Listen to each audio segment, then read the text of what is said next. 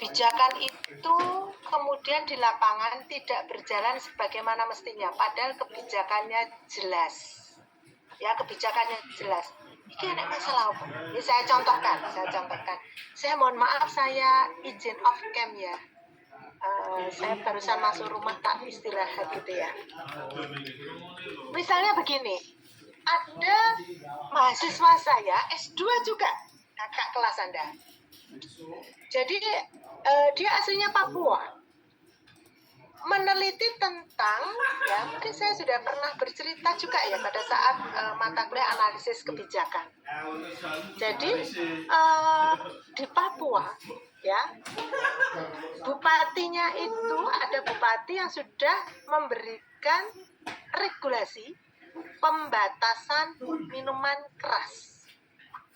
Ya, di dalam aturan tersebut dikatakan bahwa kalau sudah jam 11 malam, toko-toko itu tidak boleh menjual minuman keras. Setelah jam 11 malam. Di bawah jam 11 malam boleh. Oke, paham dulu ilustrasi saya? Berarti kalau ada peraturan bupati yang menyebutkan seperti itu, berarti toko-toko yang menjual minuman keras harusnya jam 11 tutup. Betul nggak? Kenyataannya jam 11, jam 12, jam 1, 2, 3 malah marak. Semakin banyak penjualan minuman keras. Oke. Sudah paham? Ini kan berarti kita bertanya, kenapa? Saya ilustrasikan lagi. Ada undang-undang perkawinan yang menyebutkan bahwa usia perkawinan itu kalau laki-laki itu berapa? 19 tahun. Ya, perempuan 17 tahun atau berapa? Saya kurang paham. 19 juga, baru. Berapa? 19 juga. Oke. Jadi kan jelas ya, undang-undang perkawinan perempuan dan laki-laki itu usianya 19 tahun. Jelas itu undang-undang.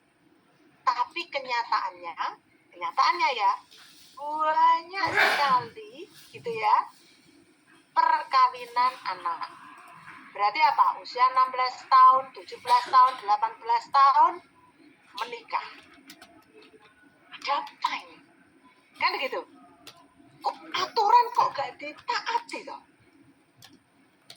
Sudah paham? Ilustrasi 2 ilustrasi. Nah, berarti untuk menegakkan aturan, untuk menjalankan kebijakan, menjalankan regulasi itu perlu yang namanya instrumen, alat. Perlu alat. Berarti kalau kebijakan atau peraturan atau regulasi kok tidak dilaksanakan sesuai aturan, sesuai tujuannya, berarti alat yang digunakan itu kurang pas. Kita bisa melihat melalui policy instrumen. Sudah? Policy instrumen itu ada alat untuk melaksanakan kebijakan. Apa itu policy instrumen? Ya, dengan ilustrasi tadi ya. Oke. Instrumen kebijakan menurut Skinner merupakan strategi atau teknik untuk mencapai tujuan kebijakan. Jadi kan harus ada strateginya dong.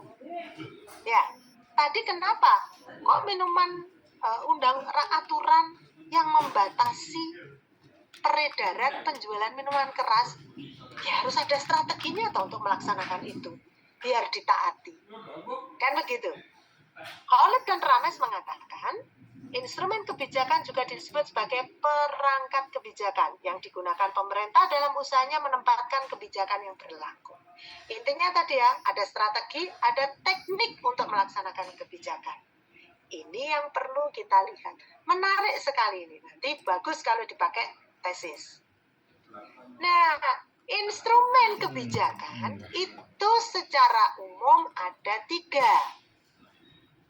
Voluntary instrument, compulsory instrument, dan mixed instrument. Ya, ada 3 yang bisa dipakai. Voluntary itu apa sih? Voluntary itu instrumen sukarela, namanya sukarela. Ya, berarti peran pemerintah itu kecil.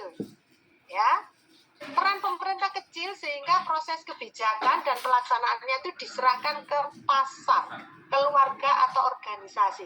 Jadi ketika untuk strategi yang digunakan untuk melaksanakan suatu kebijakan, itu pemerintah perannya kecil. Serahkan saja ke masyarakat, serahkan saja ke keluarga, serahkan saja ke organisasi kemasyarakatan, serahkan saja ke NGO. Jadi peran pemerintah itu kecil. Peran pemerintah kecil. Ya. Ini biasanya cocok untuk kebijakan tentang aspek sosial. Tidak bisa pemerintah menguasai. Gitu ya. Tidak bisa. Jadi ada beberapa kebijakan yang pemerintah itu harus perannya kecil, tidak begitu memaksa. Kebijakan apa misalnya? Posyandu. Posyandu kan banyak melibatkan apa? Kader ya. Banyak melibatkan siapa? Masyarakat ya. Kan pemerintah nggak bisa dominan. Orang yang nggak datang ke posyandu dihukum, nggak bisa. Ya, ini contoh dulu, nanti lanjut. Yang kedua itu adalah compulsory instrument. Ada instrumen wajib, instrumen yang digunakan untuk memaksa. Memaksa. Kenapa memaksa? Siapapun yang tidak menaati aturan itu ada sanksinya. Disanksi. Contoh. Pada saat vaksin COVID, ya, dulu pada saat vaksin COVID, banyak nggak masyarakat yang nggak mau vaksin? Banyak. Alasannya macam-macam. Macam-macam alasannya. Ya, sing kesehatan, sing ditipu, di apa gitu ya. Pemerintah menggunakan instrumen namanya compulsory instrument, paksaan. Paksaannya seperti apa? Ya, saya contohkan. Ketika naik pesawat terbang, mau naik pesawat, kalau belum vaksin boleh nggak? Dulu kita ngomong yang waktu awal-awal dulu, nggak boleh kan? Nggak boleh. Mau naik kereta api aja harus menunjukkan, kita dulu menunjukkan itu ya, apa sih itu namanya link itu? Peduli Lindungi. Ingat nggak? Itu adalah bentuk paksaan. Compulsory instrument. Teknik, strategi, cara yang digunakan pemerintah untuk menegakkan aturan. Dengan paksaan. Ya, contoh itu ya. Kemudian yang ketiga ini mix. Mix itu yaitu tadi campuran. Ya, pemerintah juga melibatkan masyarakat, keterlibatan masyarakat untuk menyebarkan informasi, gitu ya. Itu campuran. Nah, dari tiga ini ada sub-subnya. Ya, tapi tiga ini secara umum paham dulu ya, bahwa untuk strategi pemerintah untuk menjalankan kebijakan pada dasarnya ada tiga: voluntary, compulsory, dan mix. Voluntary itu apa? Bebas, menyerahkan kepada masyarakat saja yang bertindak. Compulsory, paksaan, dipaksa, pemerintah memaksa. Ya, mix itu gabungan. Nah, ini ada tiga. Voluntary instrument itu ada family and community, ada voluntary organization, ada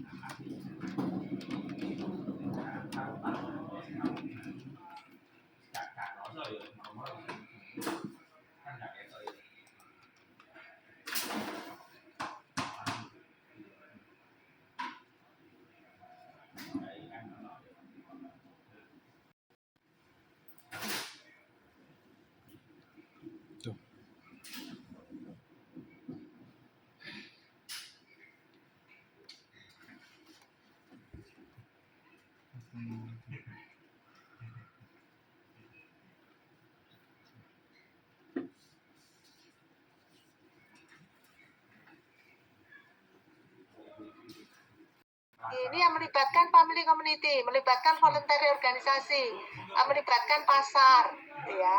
Untuk mix ini information essence subsidi, diberi subsidi. Jadi bisa saja diberi subsidi. Ya, pemerintah memberikan subsidi. Ini juga ada nih, ada pajak. Banyak seperti itu ya. Yang compulsory ini direct provision. Direct provision itu adalah pemerintah yang menyediakan, semua menyediakan. Kayak vaksin COVID tadi, pemerintah yang menyediakan vaksinnya. Nggak boleh masyarakat menyediakan, nggak boleh. Dipaksa harus pakai vaksin yang disediakan oleh pemerintah. Ya, ini harus pakai. Ini adalah nanti silakan nanti dipelajari teorinya, gitu ya. Nih. Regulation, pemerintah membuat peraturan untuk mendapat, ini contoh-contohnya tadi, ya, public enterprise, gitu ya, instrumennya, direct provision, ya. Ini kalau yang compulsory tadi yang memaksa tadi ya, kan ada 3 tadi, ada regulation, public enterprise, ada direct provision. Regulation, pemerintah membuat peraturan tadi ya, vaksin COVID tadi ya. Ya, kalau public enterprise, kontrak pemerintah misalnya produk yang tidak dapat dihasilkan swasta. Instrumen paling efektif dan efisien. BUMN menyediakan pelayanan transportasi air listrik ya. Listrik ini berarti pemerintah mau nggak mau ya kita pakai air itu pakai PDAM. Mau nggak mau kita listriknya harus pakai PLN, kan gitu. Ini kan dipaksa kita, gitu ya. Direct provision, layanan yang diberikan langsung oleh pemerintah dengan menggunakan anggaran negara. Ya, kepolisian, vaksin, hankam ya. Ini silakan, nanti ini saya share ya. Nih, penting, mulai 29 Agustus ada larangan terbang bagi calon penumpangnya tadi ya. Ini contoh-contoh tadi. Contoh-contoh bagaimana pemerintah memaksa ya. Kemudian kalau yang kedua voluntary instrument. Ini adalah apa tadi? Instrumen untuk sukarela. Peran masyarakat, peran pemerintah kecil. Ada family and community, voluntary organisasi, dan private market. Family community apa? Keluarga dan organisasi masyarakat berperan dalam mensukseskan kebijakan. Contoh kampung tangguh bencana, ingat nggak? Ya, kampung tangguh. Dulu banyak sekali kampung tangguh. Ya, banyak sekali kampung tangguh. Itu melibatkan masyarakat. Jadi, kalau panjenengan itu mau membuat tema tentang kampung tangguh, gitu ya, itu temanya tentang family and community. Siapa yang berperan? Masyarakat. Pemerintah sedikit berperan. Ya. Kemudian voluntary organisasi sukarela. Ya, panti asuhan, kelompok pecinta alam. Panti asuhan ini apa? Panti asuhan ini terlibat di dalam perlindungan anak. Misalnya, negara melindungi anak terlantar. Ternyata apa? Menggunakan voluntary organization, panti asuhan. Ya. Private market, hubungan antara konsumen dan produsen dalam menyediakan private goods. Penyediaan mobil, tempat hiburan, serahkan aja ke market. Ya. Ini contoh. Bentuk desa tangguh bencana. Ya. Nih, panti asuhan. Ya. Ini contoh-contoh yang kalau mix, ya mix itu ini information and extorter.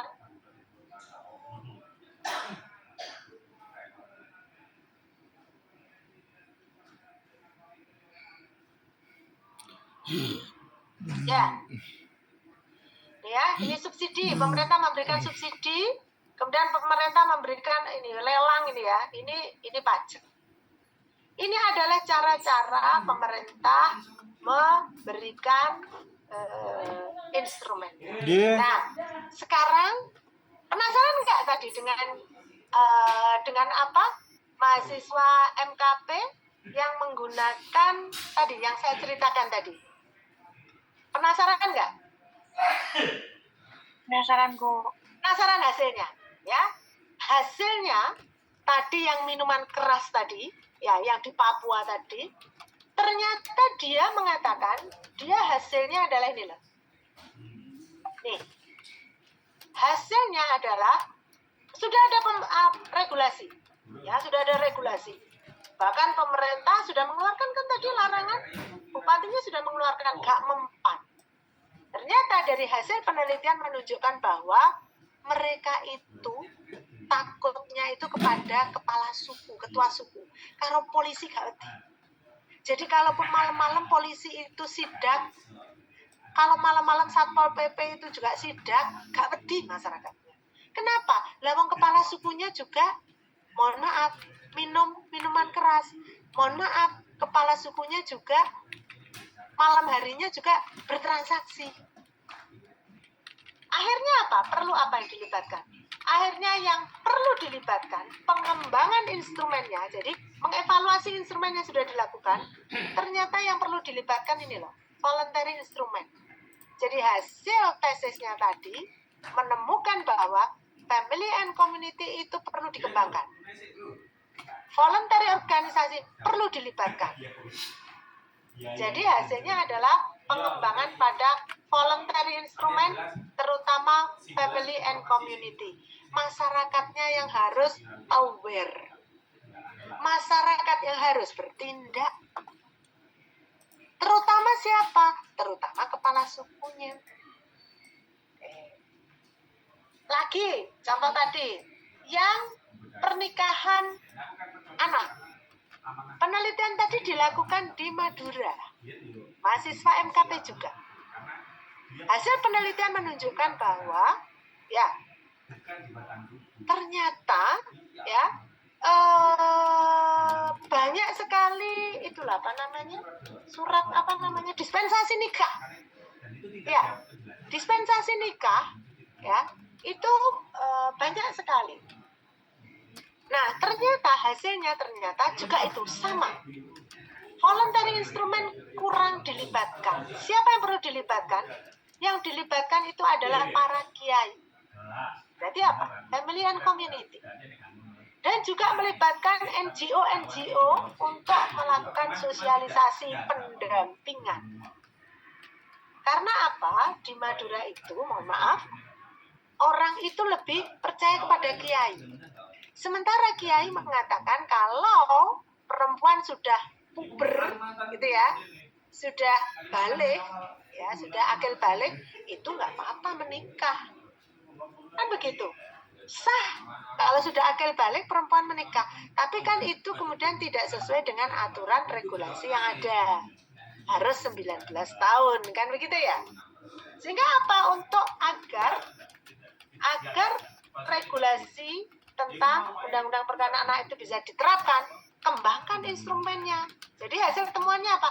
Iki loh, voluntary instrumennya harus dilibatkan. Selama ini kurang dilibatkan. Ya, satu lagi, saya pernah mengantar mahasiswa di Malang, daerah Malang, desanya Sariwangi, seingat saya. Kepala desanya, ketika di desanya itu banyak sekali pernikahan anak, dia membuat yang namanya compulsory instrument. Apa compulsory instrumennya? Dia membuat namanya peraturan desa. Peraturan desa. Apa peraturan desanya?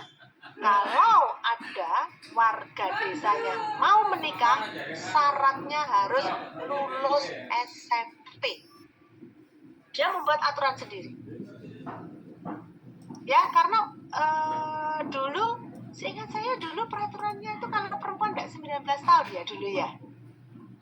Nah, jadi dia mengatakan kalau perempuan mau menikah, syaratnya bisa menunjukkan sertifikat.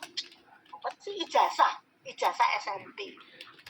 Kalau SMP kan berarti berapa? 16 tahun gitu ya. Itu cara dia untuk mengatasi agar tidak ada pernikahan. Maaf ya, saya ketawa sebentar. Dek, jangan pakai baju itu.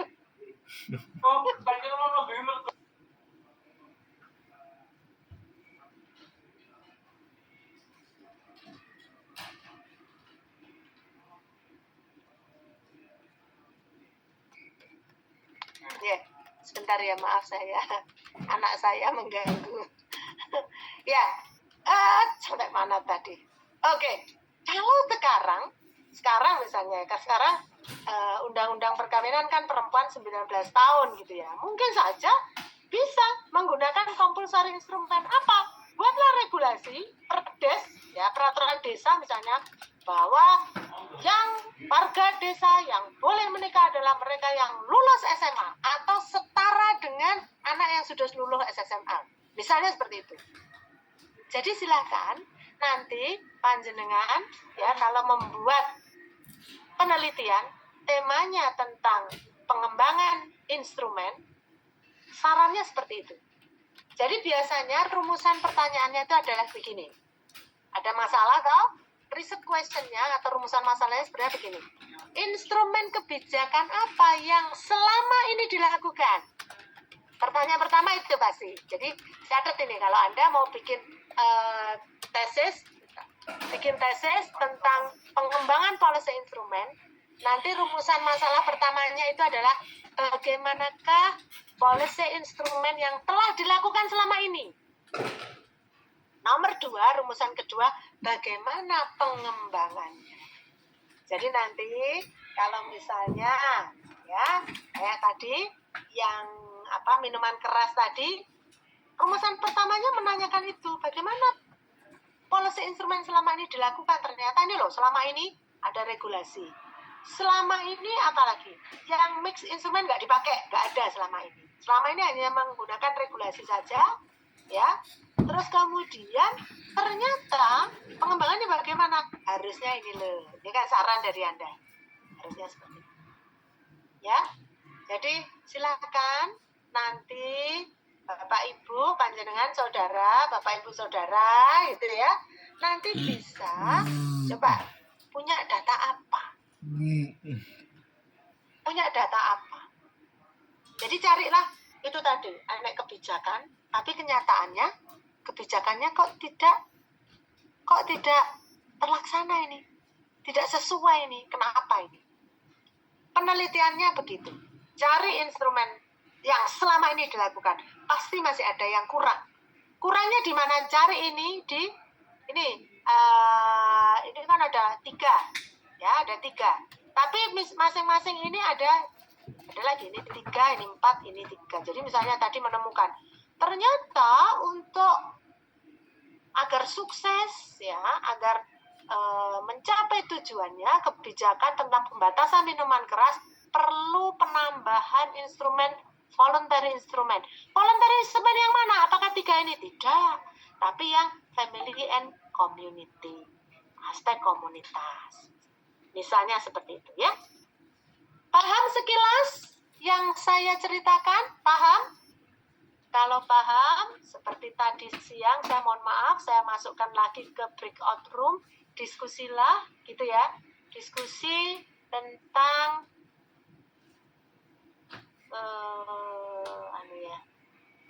saya apa bukan host ini ya? Hostnya saya.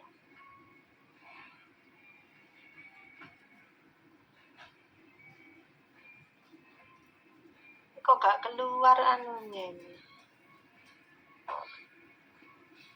Oke. Ini saya kirim dulu ya.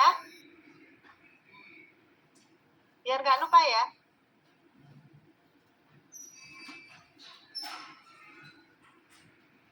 Saya kirim di chat, nanti siapa yang sudah berhasil mendownload, nanti dikirim di grup ya. Policy instrumen. Oke, sudah. Sudah saya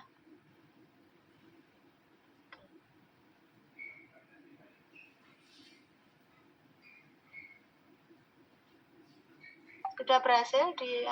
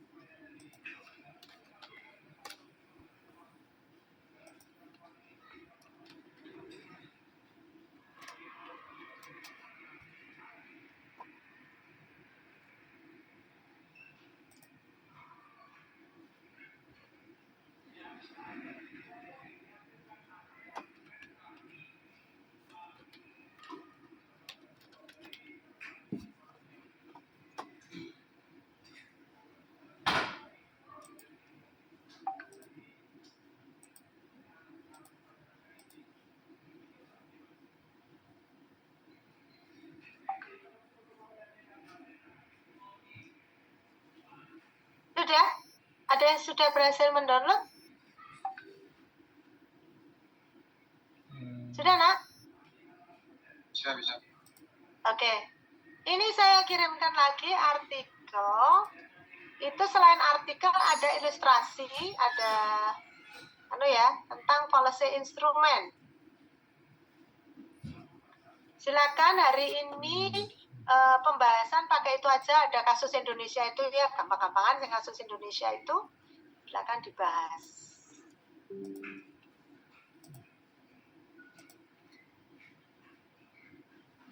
Saya kirim artikel ada 1, 2, 3, 7.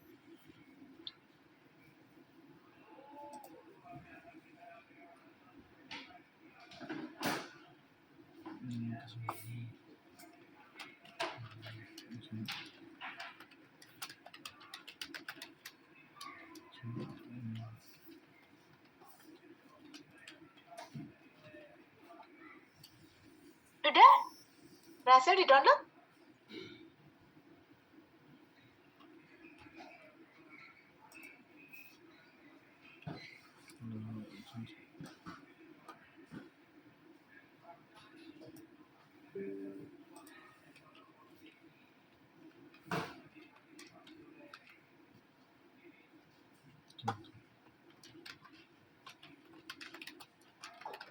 Sudah? Oke. Kalau sudah, saya masukkan ke dalam 2 breakout room. Silakan diskusi. Itu ada kasus Indonesia. Wis gampang-gampangan kasus Indonesia aja. Tapi mungkin lainnya bisa dibuka sekilas biar tahu isinya apa yang saya share itu ya. Tapi silakan itu ada kasus Indonesia 1 dan 2, mungkin bisa itu aja ya, biar mudah untuk menggunakan diskusi, pakai diskusi. Oke? Saya masukkan ke breakout room ya.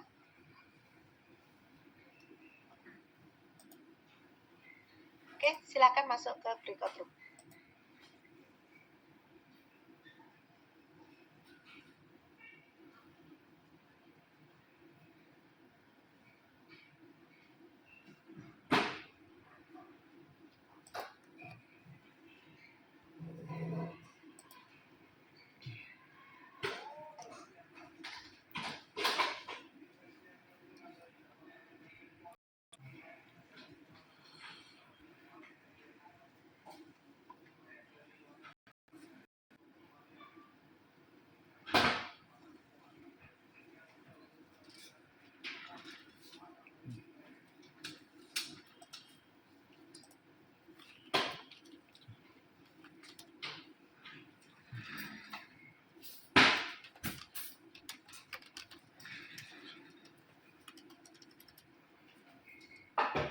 Halo, Mas Farhan, Mas Mbak semuanya.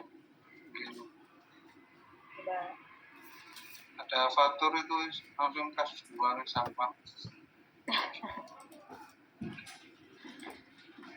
Apa Mas? Iku lo kasus 2 sampah. Siku ayo. Itu gak sih disuruh traffic tadi kan? Kayak tadi. Monggo yang belum mungkin tadi yang belum di sesi siang. Biar ya. Ya Pak nih masih. Mau tuh. Apa ya mau ya? Jadi yang 2 tadi dah. Kasus 1 sama 2, kasus Indonesia 1 sama 2. Jadi yang kasus 2 tah? Iya, yang kasus 2 aja. Dikirim di grup aja artikelnya Mas, biar enggak sama kayak kelompok satunya.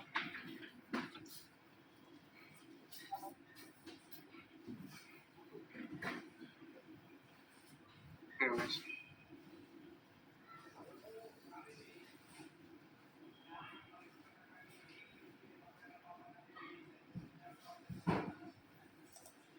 Sampah ini regulasinya banyak dan sampah juga masih banyak Mas Farhan. Ya apa ya? Dijelasin aja nggak sih hasil penelitiannya? Mas bisa minta tolong untuk resign nggak, artikelnya nggak ke-save ternyata tadi aku. Dubai ya. Boleh.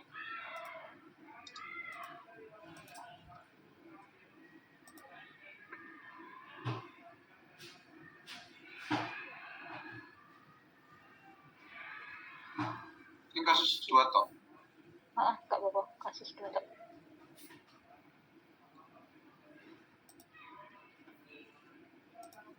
Kasih Mas Farhan.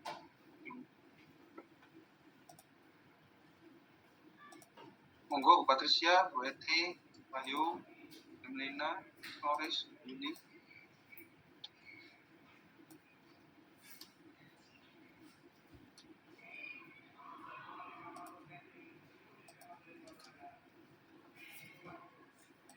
Dibaca dhisik ya.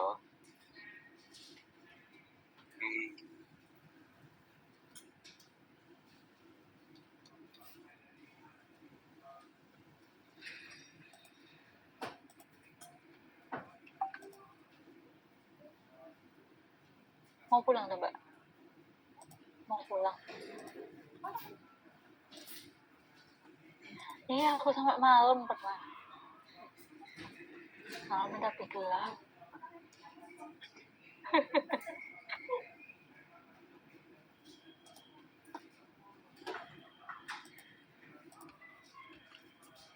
Ini dia pakai instrumen.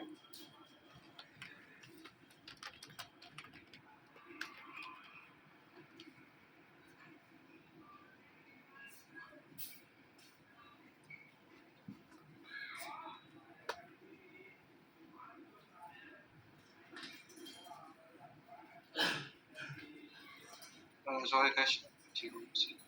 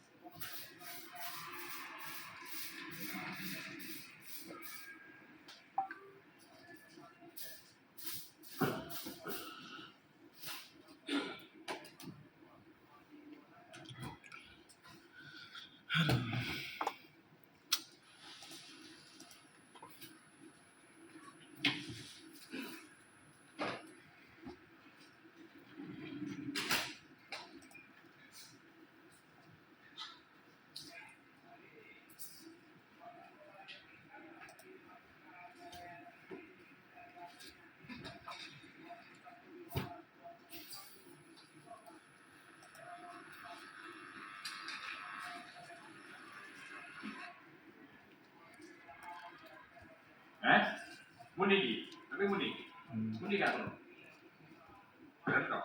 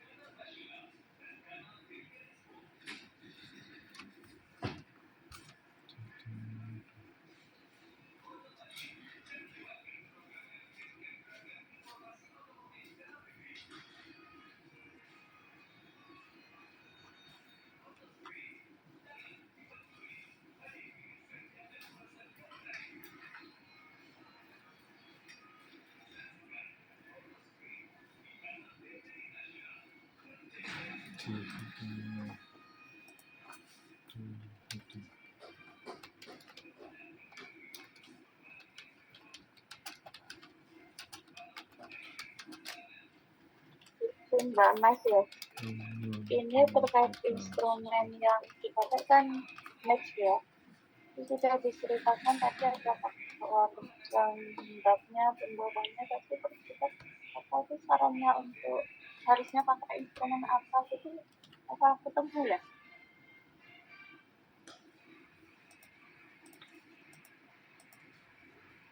Halo Mbak Elis. Di pripun Bu? Mohon maaf.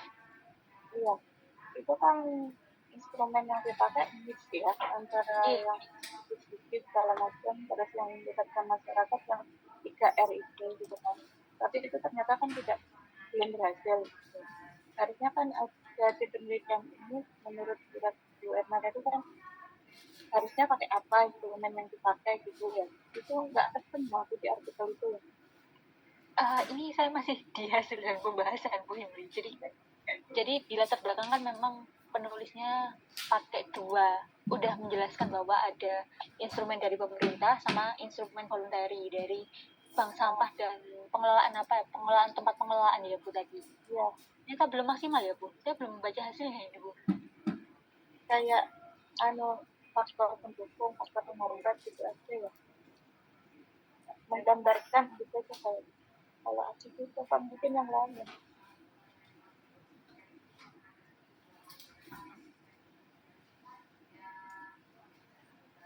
Oh iya, berarti ini artikelnya cuma mendeskripsikan gitu.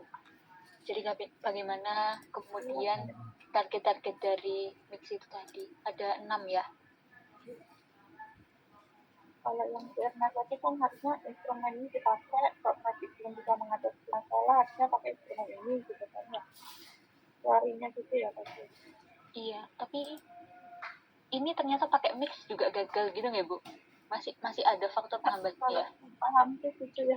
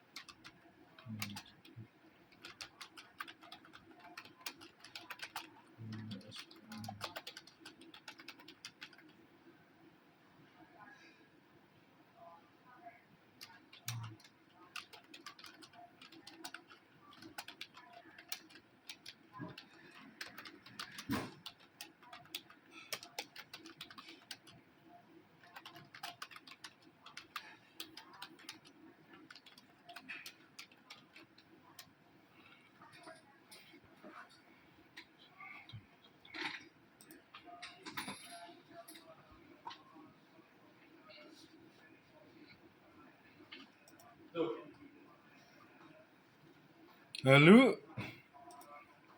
tekan di bang.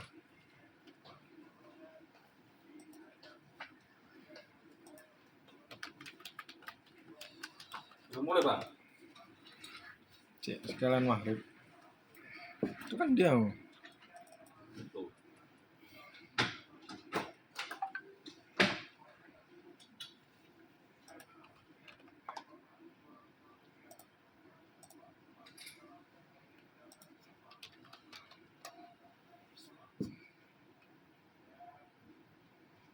Kan fotomu dong.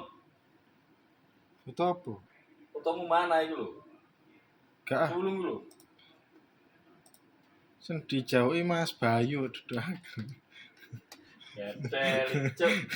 Salah dia ngetik Mas Bayu cek.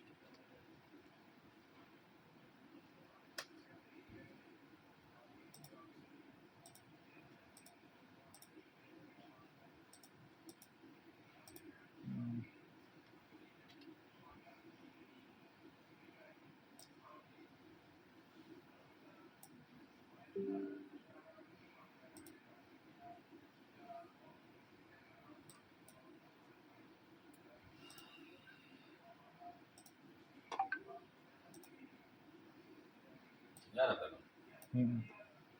Wes nemu. Anggaran. Nemu bang. Yes.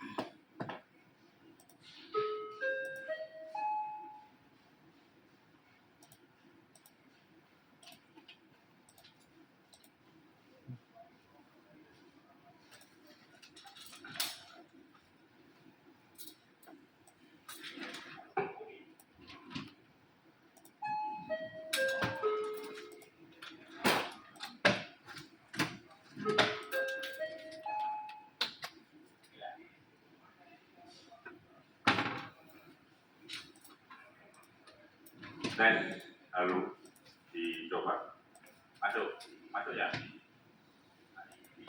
Nah, ikut aku ikut kan.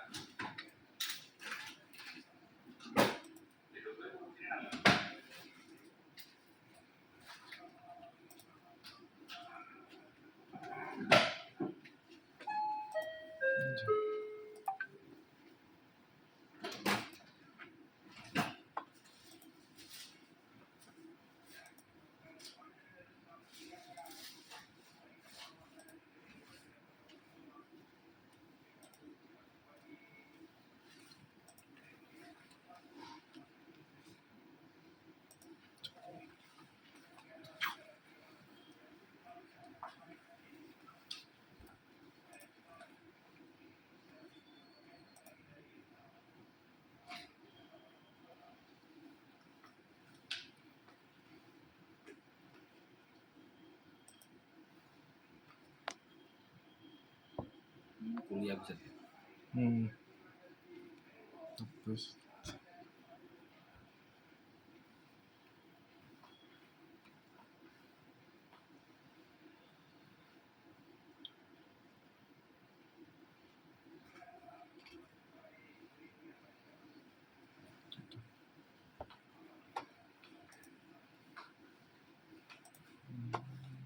Besek. terus nang aja buyati besewa ke.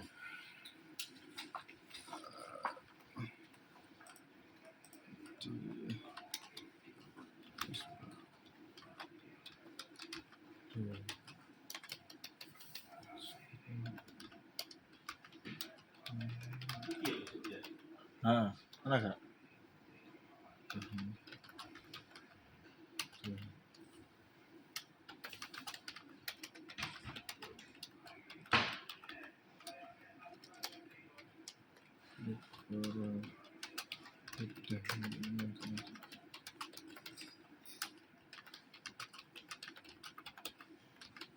Ana gak?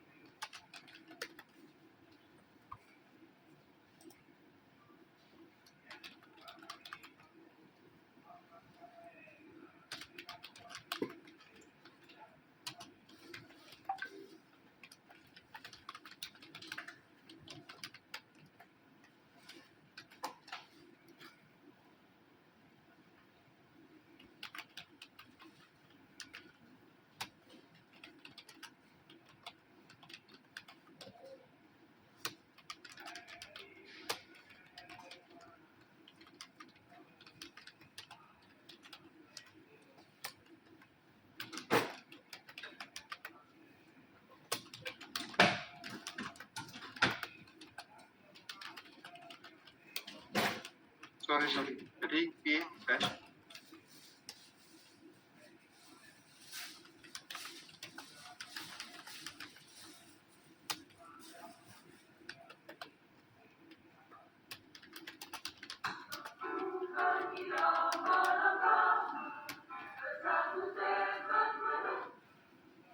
Apa ya?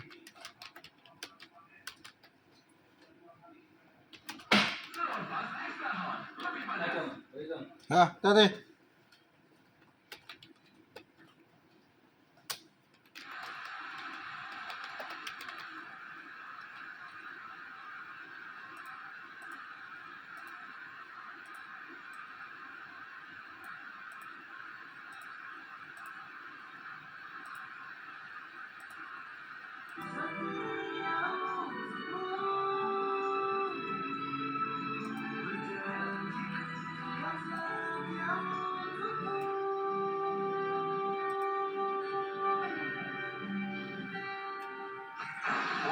kerja iku gak ono istilahnya peta gak peta.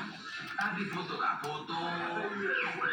Masih awakmu gak peta, tapi nek foto, yo meneh tetep kerja. Suzana, 91,3 FM.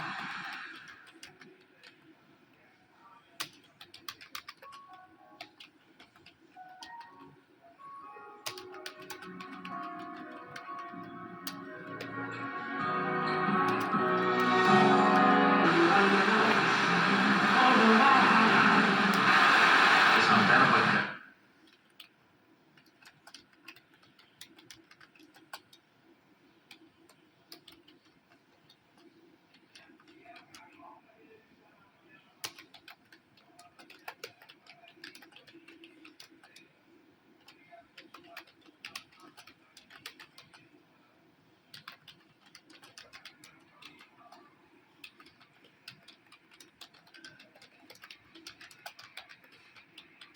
Sore semua.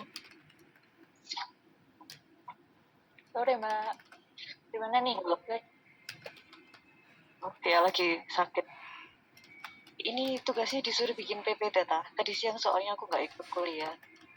Enggak kok Mbak, cuma baca jurnal terus nanti aku dijelasin gitu waktu presentasi isi jurnalnya apa, terus kan hari ini kan kita bahas policy instrument di artikel ini tuh kayak gimana.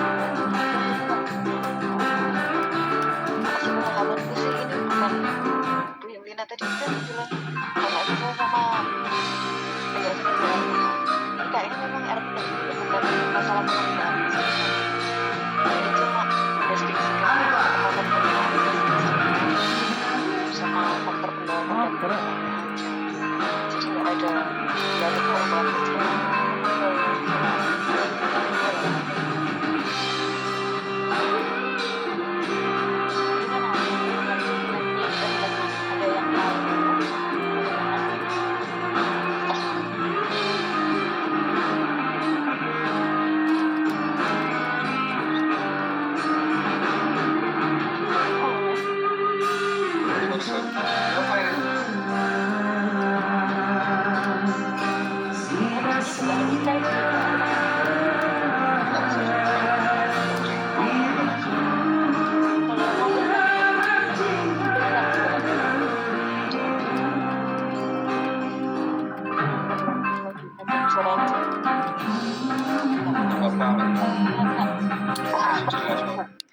Kalau nggak ada aku nggak apa-apa memulai guys. Mulai.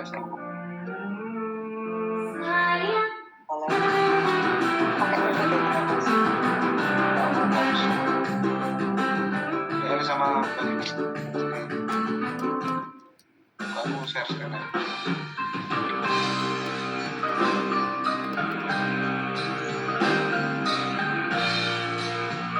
Satu nggak ono ya? Ada Pak.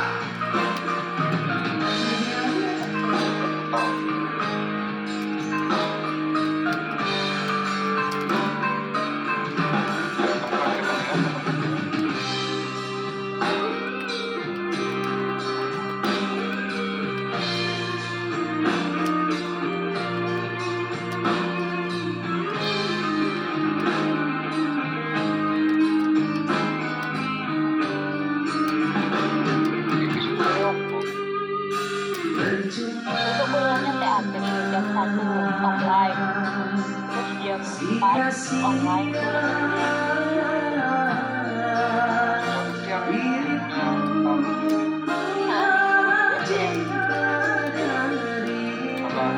Berapa kata ya? Juga kita tuh.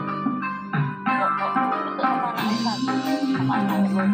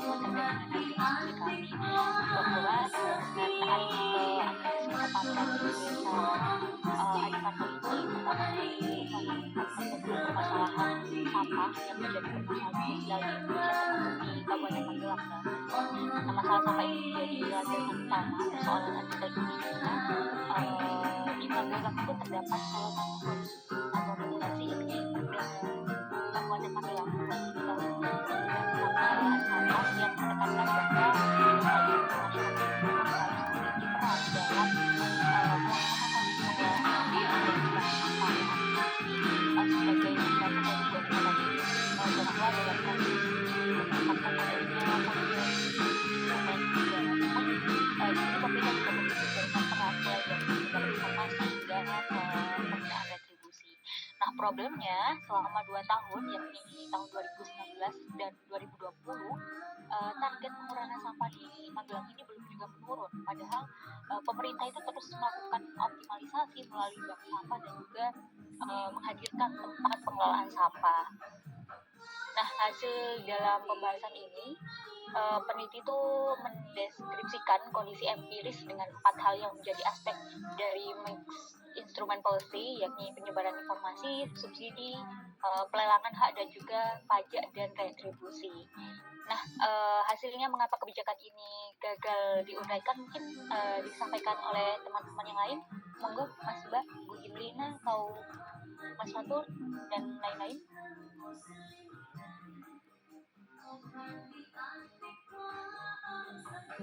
Monggo buat kita sama satu.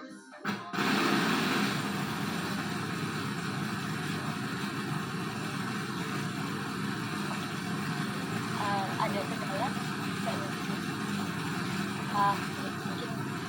dilanjut saja dulu hasil diskusi kami tadi bahwa hasilnya mengapa kemudian kebijakan ini gagal itu diuraikan pertama dari penyebaran informasi itu karena fasilitator bank sampah itu tidak aktif dalam meminta data dan berkunjung ke unit bank sampah sih. Informasi yang diolah untuk strategi pengelolaan sampah itu tidak lengkap. Kemudian dalam hal subsidi, intinya dari implementasi kebijakan ini bantuan dari DLH dari pemerintah itu tidak merata kepada semua bank sampah yang kemudian akhirnya implementasi dari bank sampah di Kabupaten Magelang terutama di desa yang menjadi fokus mereka itu tidak maksimal atau tidak merata. Kemudian yang ketiga terkait dengan pelelangan hak, di mana dalam artikel ini jelaskan bahwa kegagalan kebijakan itu karena belum adanya kerjasama dari pihak bank sampah itu dengan pihak lain. Artinya dalam hal ini semua hal pengelolaan sampah di desa di Kabupaten Magelang itu belum melibatkan sektor-sektor lain untuk kemudian memaksimalkan bagaimana proses pengelolaan sampah yang ada di Kabupaten Magelang. Kemudian terkait dengan pajak dan retribusi, itu terdapat beberapa kendala termasuk karena tidak adanya transparansi atas hasil retribusi.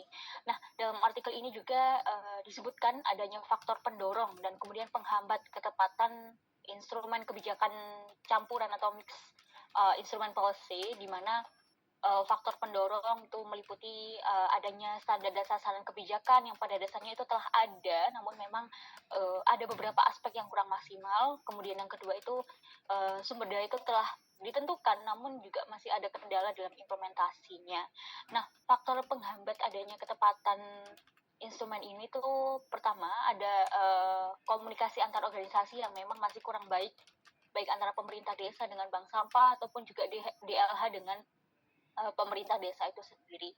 Kemudian yang kedua terkait dengan karakteristik SOP-nya yang memang dalam hal ini bank sampah itu belum memiliki karakteristik SOP sehingga kegiatan pengelolaan sampah itu belum dilakukan secara rutin. Kemudian sikap pelaksana yang kemudian kurang memiliki kemauan untuk melakukan pengelolaan secara maksimal. Dan yang terakhir terkait dengan faktor lingkungan seperti ekonomi, sosial, dan politik itu yang memang kurang mendukung implementasi kebijakan pengelolaan sampah. Nah, dari beberapa kendala tersebut, peneliti juga menyarankan beberapa hal, misalnya perbaikan komunikasi antar organisasi, menjalin kerjasama dengan pihak swasta, dan juga perlunya penyusunan SOP atau standar yang jelas mengenai pengelolaan sampah. Mungkin itu Bu Erna hasil diskusi dari room 1 tadi. Terima kasih. Ya, terima kasih Mbak Elis dan Mas Farhan tadi yang mewakili room 1 ya. Saya tanya ke teman-teman yang berada di room 1. Apakah sudah memahami penerapan teori policy instrumen? Itu Ibu, tapi mungkin ini yang disampaikan Mbak Elis tadi, kalau menurut saya itu di artikel ini cuma menggambarkan gitu, menggambarkan. Halo? Suaranya Bu Himlina kurang jelas ya? Apakah saya kurang jelas? Ya, dengar Ibu, bisa didengar. Bisa didengar, oke. Gimana Bu Himlina? Kalau menurut saya yang di artikel tadi, sebagaimana yang telah dijelaskan oleh Mbak Elis, itu sepertinya menggambarkan mix instrumen yang telah dipakai di banyak kendala dan faktor pendukungnya gitu. Tanpa ada pengembangan instrumen apa yang harus dijalankan lagi untuk mendukung kebijakan gitu.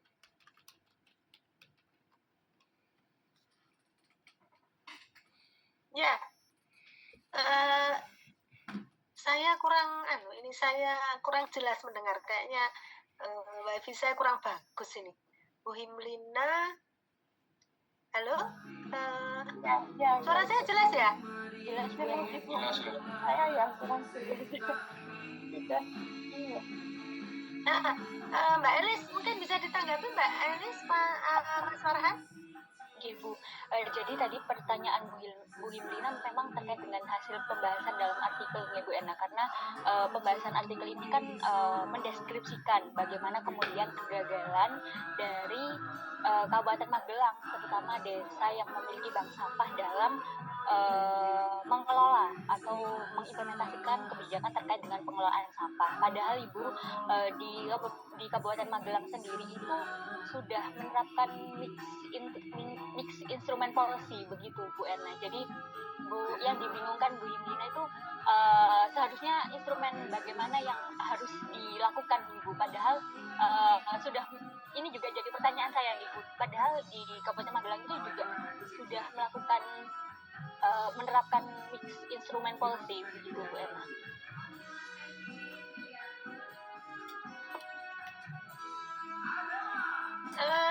Jadi gini, halo, saya agak kurang jelas mendengar. Jadi ada kebingungan di artikelnya tadi, gitu ya? Instrumen apa sih yang seharusnya dipakai gitu tak? Bu, karena di artikelnya sudah pakai mix instrumen policy, tapi masih ada kegagalan, dan Bu Himlina itu menekankan bahwa artikelnya cenderung mendeskripsikan begitu Bu, tanpa kayak memberikan pengembangan gitu. Jadi gini, oke, nggak apa-apa. Artikel itu kan kadang penulis artikel itu kan juga tidak, mungkin pemahamannya, kemudian dia fokusnya, gitu ya. Berarti ini tadi hanya menjelaskan, mendeskripsikan aja ya, tidak memberikan solusi pengembangannya, begitu kah? Iya betul Bu. Ya. Ini analisa deskriptif aja. Ya tidak apa-apa. Berarti dia hanya mendeskripsikan aja, menjelaskan saja. Nah nanti kalau panjenengan ya Bapak Ibu semua saudara yang di sini membuat tesis ya, jangan hanya mendescribe gitu ya, tapi juga harus memberi solusi gitu ya. Ya. Oke. Ya, jadi bisa membandingkan ya. Lanjut yang kedua. Jadi nanti kalau Anda bikin tesis, nanti rumusan masalahnya itu yang pertama, bagaimanakah policy instrumen yang telah diterapkan selama ini? Ya, selama ini itu yang diterapkan apa? Dan yang kedua itu adalah bagaimana pengembangannya, gitu ya. Atau begini, kan itu kalau ketika kita ngomong bagaimana pengembangannya, berarti kan di pendahuluan, di masalah itu kan ada problem. Boleh nggak kalau kita di pendahuluan tesis itu bukan menjelaskan problem, tapi menjelaskan ada best practice, boleh nggak? Data-datanya bagus. Jadi misalnya gini, ini ada regulasi, Dan regulasi ini kok sangat bagus sekali diterapkannya, bahkan melebihi dari daerah-daerah lain. Misal, stunting contohnya. Jawa Timur kan menempati angka stunting tertinggi, ya, tertinggi di nasional bahkan, gitu ya kan. Nah, ternyata misalnya di Jawa Timur kan ada 38 kabupaten kota. Misalnya ada kota X misalnya. Kota X ini kok dia bagus sekali penanganannya stuntingnya, bagus sekali dengan kebijakan yang sama dengan kabupaten Y misalnya. Nah, kemudian Anda melihat apa sih instrumen kebijakan yang dipakai. Nah, itu kan boleh, berarti kan Anda tidak mengembangkan, tapi mendeskripsikan kebijakan, instrumen yang diterapkan. Nah, ternyata nanti ketemu dari 3 instrumen ini, ternyata ini loh, instrumen ini loh yang dipakai yang menyebabkan dia sukses. Itu boleh, berarti kan nggak perlu pengembangan. Jadi nanti bisa dipakai contoh best practice di daerah lain. Paham nggak yang saya maksud? Ya, Bu, insya Allah. Paham ya? Jadi research problem itu tidak harus yang jelek-jelek yang ditampilkan, yang bagus juga boleh. Nanti hasilnya adalah itu tadi, bisa dipakai pembelajaran atau best practice untuk daerah lain. Oke, gitu ya. Lanjut kelompok 2, ya segera aja, udah mau maghrib. Mas, share screen-nya, jurnalnya Mas, tolong.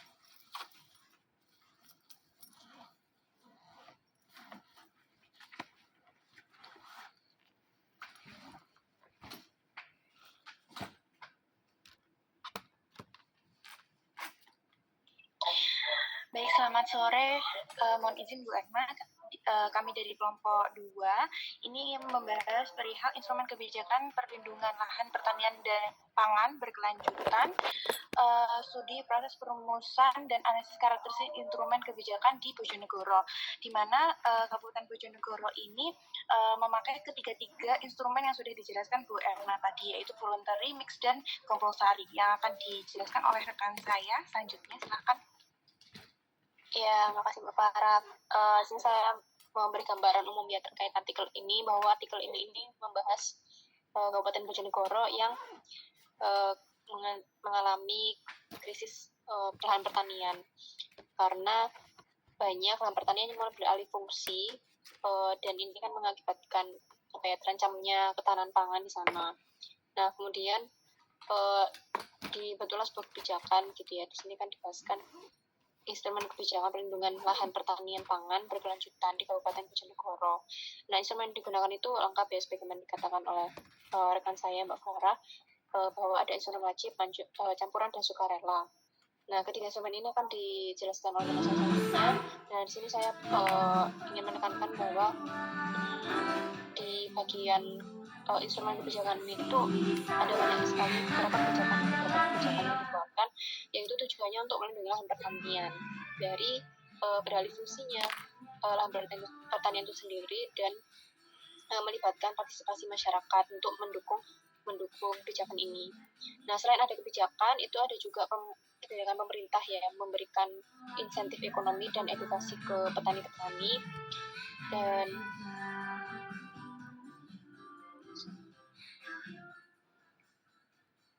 ya, dan itu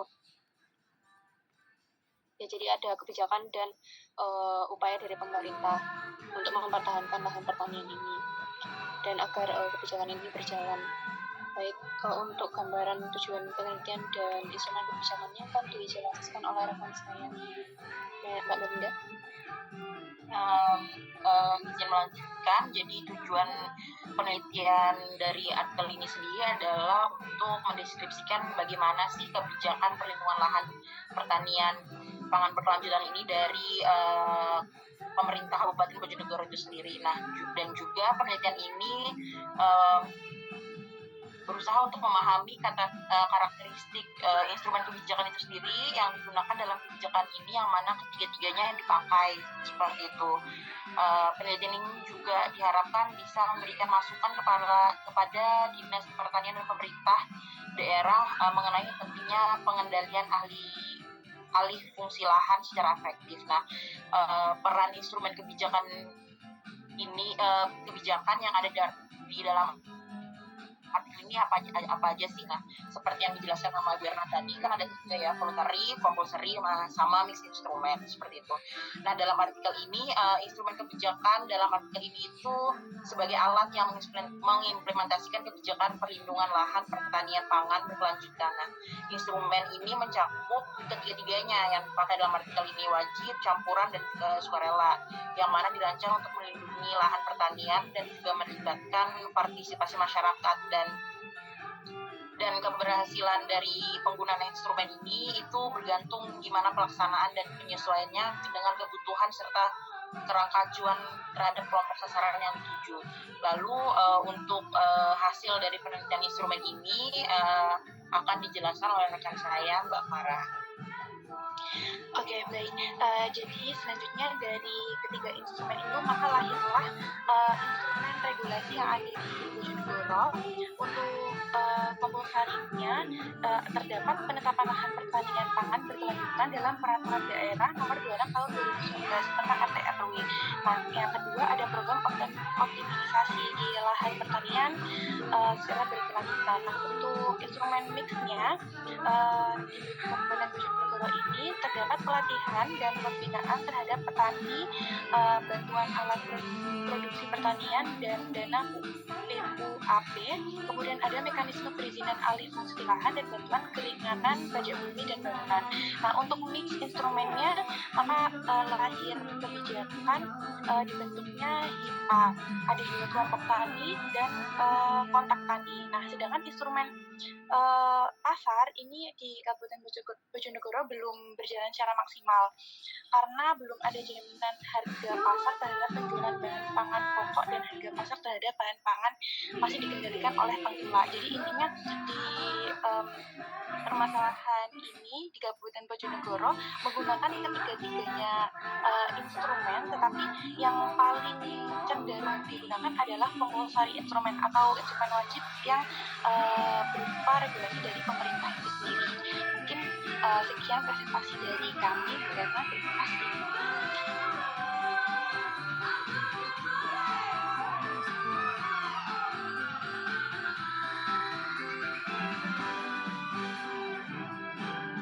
Oke. Halo? Ya, Bu. Ya, Bu. Kelompok 2 ini tadi ya? Siapa tuh, Mas? Ya, Bu. Nyetel lagi. Secara umum sudah Siapa paham tuh si belum nyetel? penerapan instrumen kebijakan? Mahar pasti bau banget ini. Paham, Bu. Paham ya? Paham. Mendem dah. Oke, secara umum paham ya. Nanti saya berharap ada beberapa dari Anda semuanya, salah satu atau dua atau tiga menggunakan teori instrumen policy ini untuk tesisnya. Sudah ya? Oke, kalau sudah saya akhiri ya. Maghrib, boleh? Ya. Oke, sehat, semangat semua. Sampai bertemu ya, sampai bertemu. Nanti saya carikan hari lagi ya. Siap. Terima kasih, Bu. Waalaikumsalam. Assalamualaikum warahmatullahi wabarakatuh.